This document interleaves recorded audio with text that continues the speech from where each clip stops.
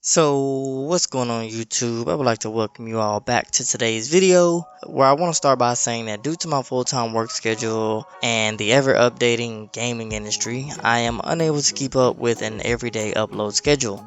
So from now on, I will be uploading every Tuesday and Thursday so as not to spam you with constant uploads and to allow me to take care of my mental health until either my schedule changes or until I come up with a more conducive time frame to work on videos for you guys. But more than likely this will be my uploading schedule from now on. If I have time, I will still be streaming big events or announcements, or I'll try to upload a quick video. My videos will now contain a surmised edition of all news that has happened between videos and that I think is key for you guys to be aware of and that I will give my opinion on, which may result in longer videos. So I do greatly appreciate all the support and understanding from you all. However, my Twitch streaming schedule will still be from Wednesday through Thursday, starting at 6 p.m. Central Standard Time and Saturday at 12 p.m. Central Standard Time, unless stated otherwise in my Discord, which I will have all the links in the description below. I love you all very much, and thank you again. And so, after that, let's hop straight into the video, shall we? To start things off, I want to talk about the biggest console in gaming history, the PS5. Now this dropped I think either Sunday or Monday. Now take a look at this beast of a machine. Now this thing is boasting a massive 15.74 inches in just height alone. Like look, it's already towering over its predecessor. And if we take a look at this here, it overlooks every other console that was ever made, which is crazy. Like I knew they said that it was going to be big, but damn, like this thing is massive, yo. So yeah, I mean, that's just something real quick I want to get into and just, touch on real quick. Write down in the comments, what do you think about the PS5 size? Do you think you will have the space, or have you already kind of got an idea where your PS5 will need to go? Let me know down in the comments. Now, jumping on to the next topic and sticking with size, it's been reported that PS5 games are going to remain close to the average sizes that we have now.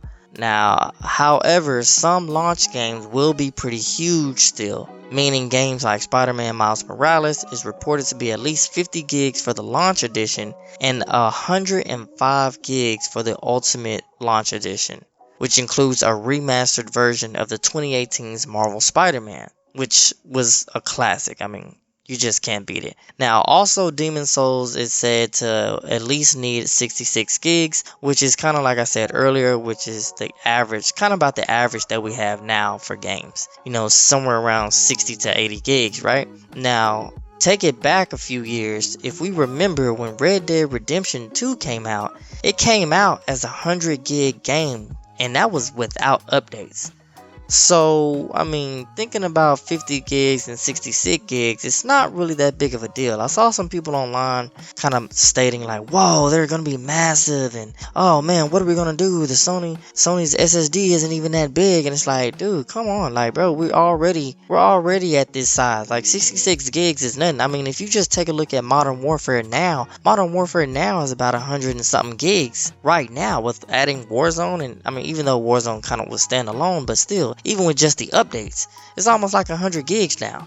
So, I mean, this is something that we should be used to. You know what I mean? Now, to me, it's not going to bother me that much because I do plan on expanding my storage once Sony announces all the compatible SSDs. They just haven't announced them yet. And, Mark Cerny stated in the Road to PS5 that whenever they do finish testing all the compatible SSDs, they'll let us know. Because, you can't just stick any regular SSD because it's not going to match the Sony. It has to match the speed, or at least come close to matching the speed of Sony's custom SSD. So, whenever that happens, I'll be expanding, and that's kind of what I'm waiting on.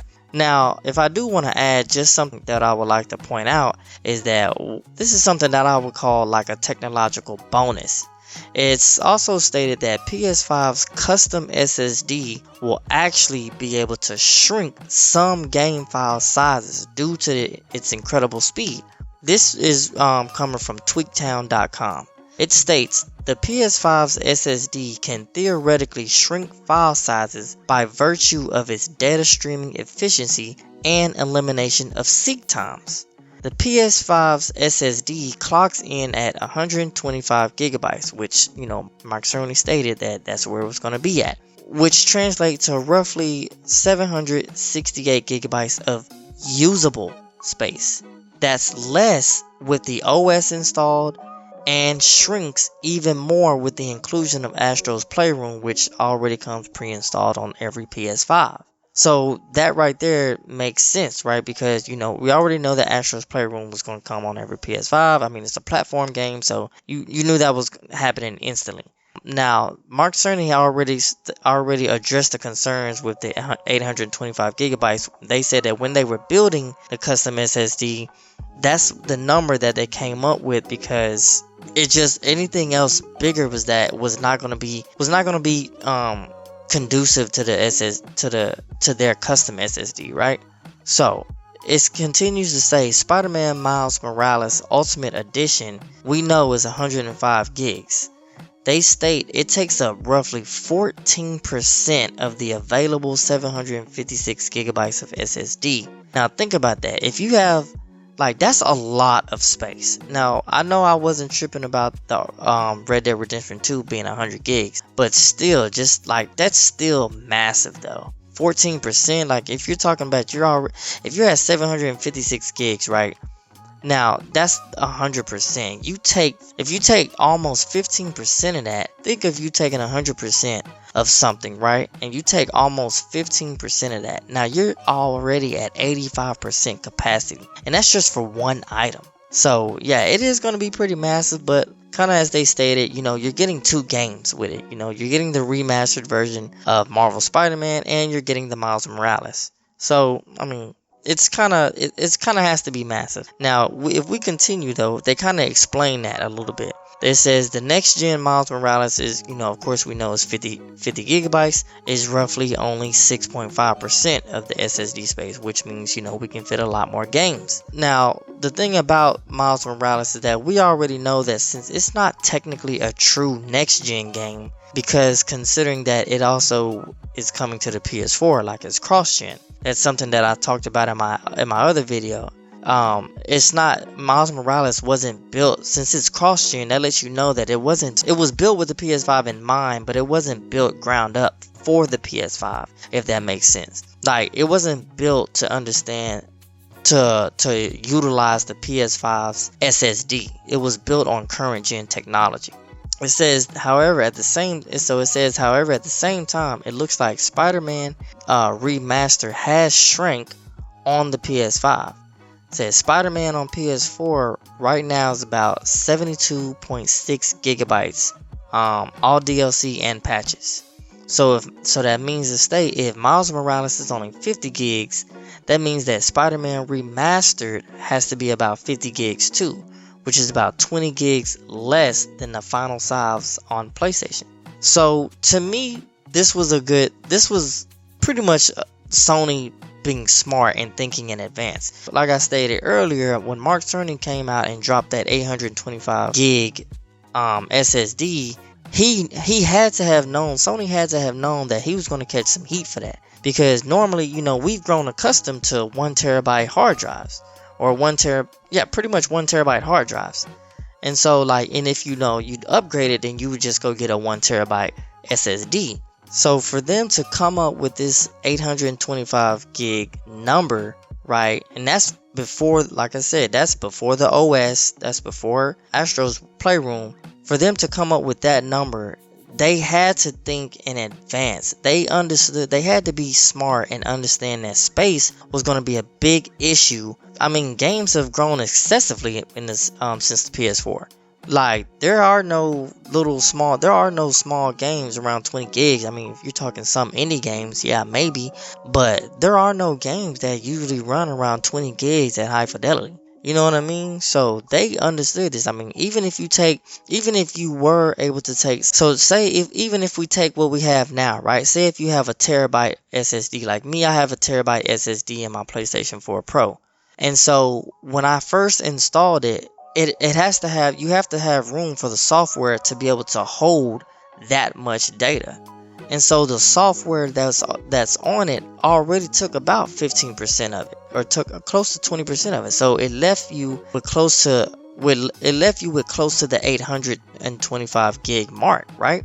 That's average. Now, if you take about, let's say if you would use the average of 100 games, say if we take Red Dead Redemption 2's and we say an average of 100 games, that's only 8 games that hard drive can hold. So like I said, man, you're talking about 825 gigs, and that's before the OS is installed, and that's before any pre-installed games. Yeah, they had to know that space was going to be an issue. There's no other way around that. So I'm really glad that they thought ahead, and they built this SSD with speed that utilizes that. They don't have to, pretty much developers won't have to duplicate assets anymore, which is kind of why you have those games being so huge. They have to put data on certain spots so that the hardware that can read it, the CPU and the GPU can get that information, and they have to strategically put that information in different places so that way when the CPU is calling for that information off the hard drive, it doesn't have to look very far because it's got duplicate assets placed in certain areas, right? So this was smart of them, in my opinion. So yeah, that's something major. That's something major. Now, if I want to hop into the next tad bit of info, there's been reported rumors that Metal Gear Solid, yes, the Metal Gear Solid, will be making a surprise return on the PS5 and PC. Now, check this out. This comes from Red Gaming Tech on Twitter, who I saw was the first to announce it. Now, the article I'm about to read, though, comes from Push Square. And it states, Metal Gear Solid, the PS1 classic, is being remade again, and it's coming to PS5 and PC. This is according to YouTube channel Red Gaming Tech, which has been known to provide some accurate leaks in the past, although they specialize in hardware rather than software. This supposed Metal Gear Solid revival is a full remake, not just some kind of port or remaster. The source also states that Metal Gear Solid 2, 3, and 4 are all being re-released, but it sounds like those are going to be pretty much remasters, not full remakes. So as of now, it's unclear whether they're coming to PS5 as well, or whether they'll just be targeting the PC. So look, the way I'm looking at this, man, this could be huge for PS5. I mean, as I know myself, man, Metal Gear Solid was the first time I was even introduced to like that espionage, covert ops feel type in a video game. With that iconic sound, had me scared all the time that I was about to be seen by the enemy. So yeah, I'm freaking stoked to hear this. Yeah, this is gonna be dope. It seems that Microsoft is not done in its quest to consume more game studios. The reported rumor is that they're on the hunt to acquire Sega. Now, do take this with a grain of salt because Xbox has neither confirmed nor denied this, although it does spark question on how true it is, considering a big promotion scheme for one of their controller, calling it Shock Blue. What does that look like? Yeah, exactly. So who knows? After they acquired Bethesda a few days ago, which I talked about in my other video as well, it seems that Microsoft and Xbox are really pushing, they're really pushing the envelope trying to bolster their first party titles. I mean, considering that majority of their big AAA games are a few years off. And also, this is a thought that I've heard other people talk about as well, is that maybe they did this to boost their pre-orders, considering that they did announce it literally a day before the Xbox Series X and the Xbox Series S pre-orders went live. You know what I mean? And so look, supposedly Sony has one last major announcement before launch day. So hey, look, could Microsoft have been trying to prepare for Sony's big announcement? I mean, hey, who knows? I guess time will tell either way. So yeah, that's pretty much all I have for you guys today. Be sure to like, subscribe, and turn on notifications so you don't miss an upload. And also leave in the comments what you thought about today's video, as I enjoy, hearing everyone's opinions. And honestly, I do check my comments, so I'll do my best to like and respond to everyone's comment. Until next time, you know how it goes. It's not news, It's just business.